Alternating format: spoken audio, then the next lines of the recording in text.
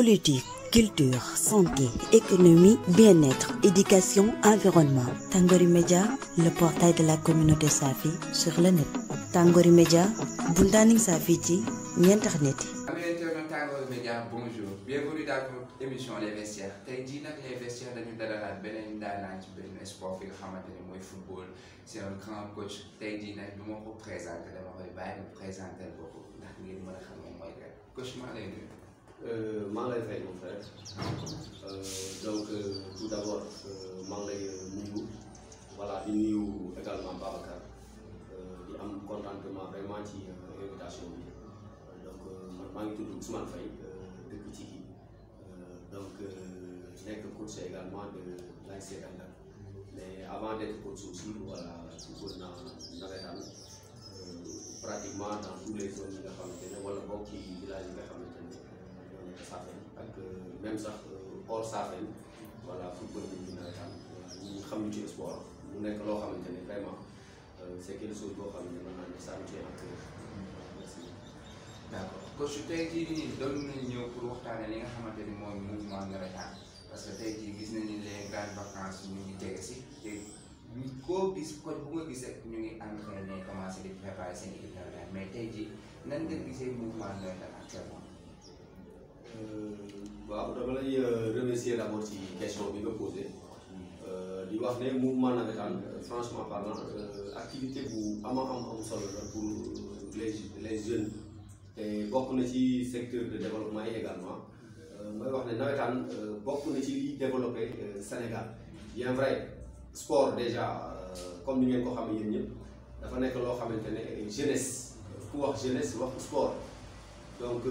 amul benn localité booy dem ci Sénégal te doo fekk ñu nekk ci préparatif bu nawetaan donc loolu dafay wane rek ne nawetaan lu am solo la bien vrai que bu nawetaan commencé aussi am na ay affaire yu muy àndal des fois te mënu si ñàkk donc mais li ñu mën a jàpp daal ci question bi ñu posé mooy que ne nawetaan activité la boo xam ne am solo la boo xam ne jeunes yi nekk ci Sénégal yi pratiquement boo demee dans toutes les localités voilà dañ ko fay pour passer les vacances daal loolu la moom. D'accord coach tey jii dinañ dugg tuuti ci aspect technique maanaam comme tey jii ci wàllu coaching ngay yëngatu ak yu ni mel maanaam dama bëggoon tey ñu waxtaanee ci li nga xam ne mooy sport en tant que tel parce que kii di football di organisation kii di coach di management tey jii dañuy gis ne équipe nawetaan yi dañuy am problème pour nga mën leen a yor maanaam ci côté technique ci côté logistique tey jii di ban idée yi nga xam ne moom lañu war a mën a def pour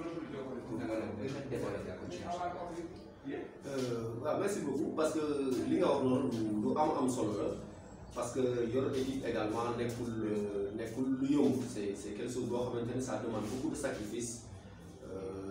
yi bëri na surtout en termes de temps parce que dafay jël lu bëri ci sa temps te nekk na loo xam ne aussi xalaat boo ko mën a yor également bokk na ci nga nekk nit ku oyof parce que d'une manière générale gérer groupe moo yombul à plus forte raison ay sportifs ay athlètes yoo xamante ne des fois bu neer yi tàngee peut-être bon pour parfois ni pour mu dégénérer dafa yomb mais nag bon nit ki boo amee maanaam cofee ci benn mbir vraiment boo koy def ak xol te man je dis que man coaching dafa nekk loo sport d'une manière générale dafa nekk loo xamante ne depuis à bas âge la commencé pratiquer donc football comme ni ma ko waxee au début rek football nañ nawetaan ci localité yi bëri ci biir Sénégal donc yàlla def aussi bi ñu demee ba footballatuñu ñu encadré jeunes yi nga xamante ne ñoo gën dëkkal waaw mais au niveau de Cikki sama ASC bon li ma ci xaw a génne mooy que ni équipe bi booy dama leen jël à bas âge ma leen di entraîner mën naa ne cadet man maa leen commencé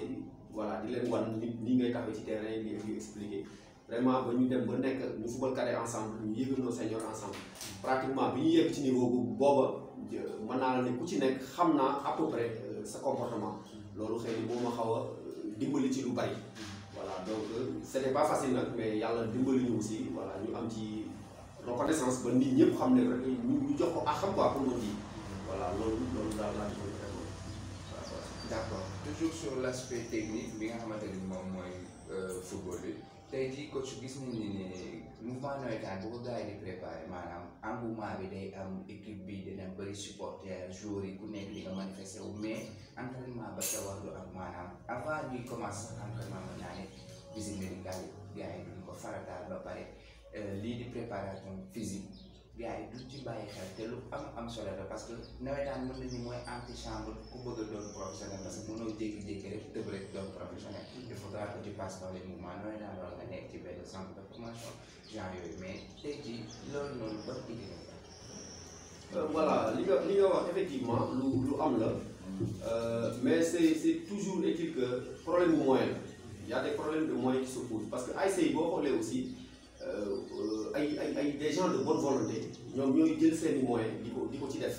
moo tax xëy na peut-être am na ci ay paramètres yoo xamante ne parfois xam nañ ne war na mën a nekk mais comme ni ma la ko waxee problème moyen mooy tax ba des fois gars yi du ci tenir compte parce que nit ki aussi boo bëggee sori ci football il faut am loo xamante ne il faut da ko respecter mais comme ni ma la ko waxee sànq rek problème moyen mooy posé wu équipe du nawetaan yi voilà parfois c'est un peu difficile parce que jàppale bi ci war du am bien vrai que y a toujours des bonnes volontés yi nga xamante ne dinañ leen jàppale mais dafa du doy parce que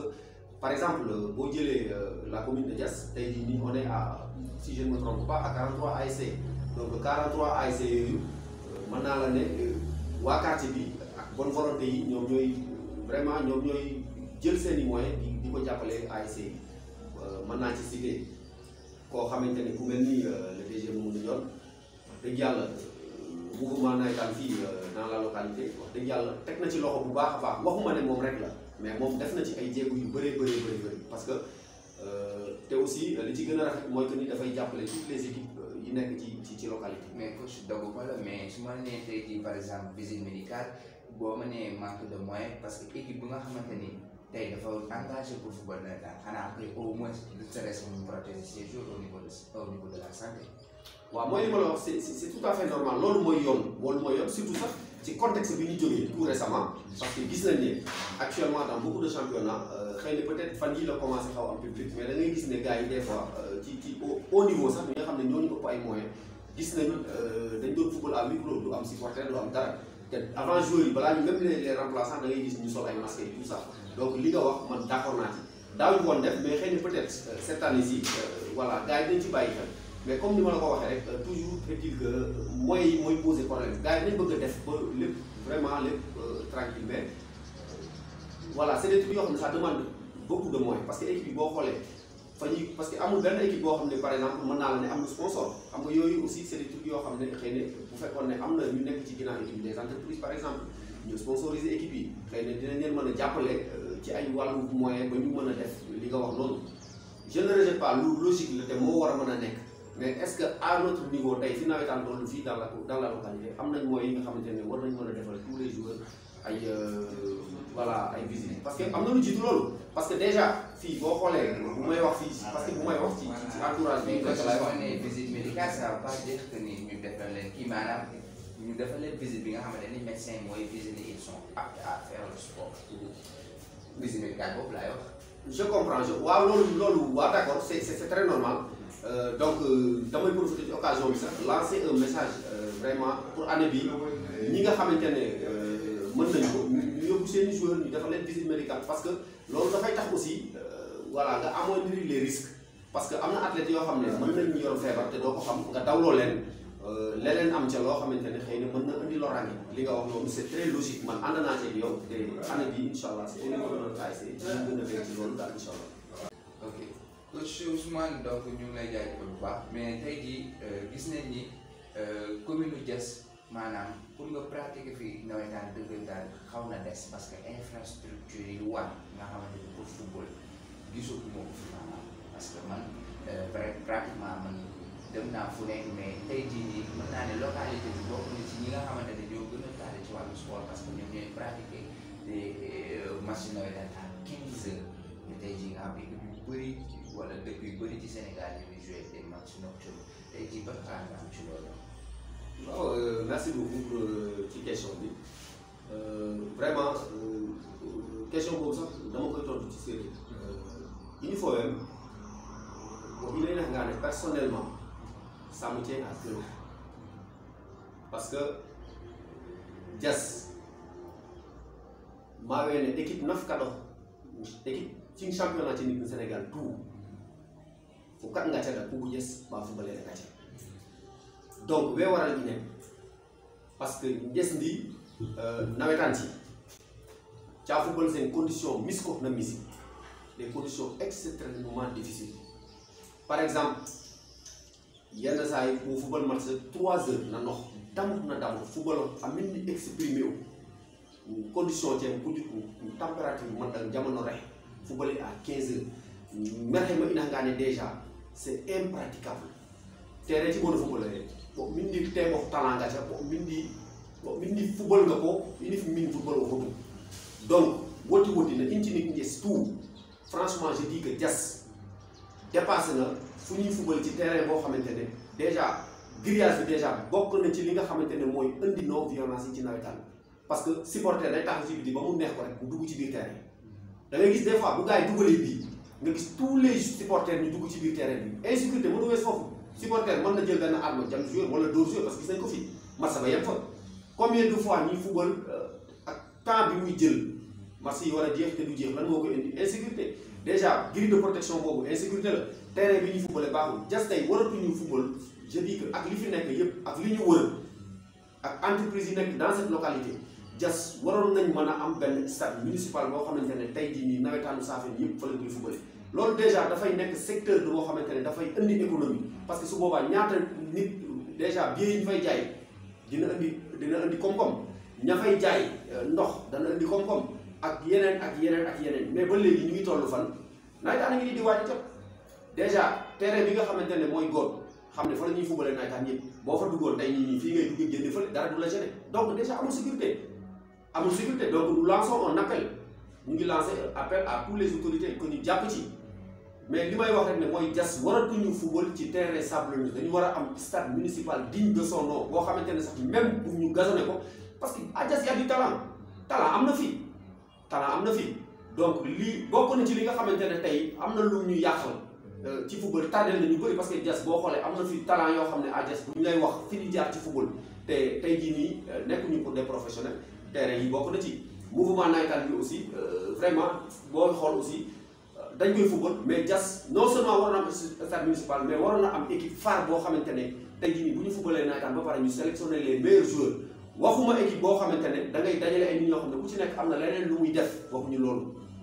équipe boo xamante ne da ngay recruter des joueurs nga leen di fay xam ne entraînement kese ak dem football mooy doon seen métier parce que football weesu na ci nga war a football yi match ngay war a di lijjanti ay joueurs yoo xam ne ñoo war a football yi loolu dafay wane rek ne amul moyen te aussi dispositif bi ñu fi teg je dis que baaxul te équipe yi fi jot a jaar depuis ñaata at ñu ngi nekk. d'accord coach Ousmane tey jii su ma déggee ni ngay waxee c'est-à-dire que dafa mel ni dafa am ay coupable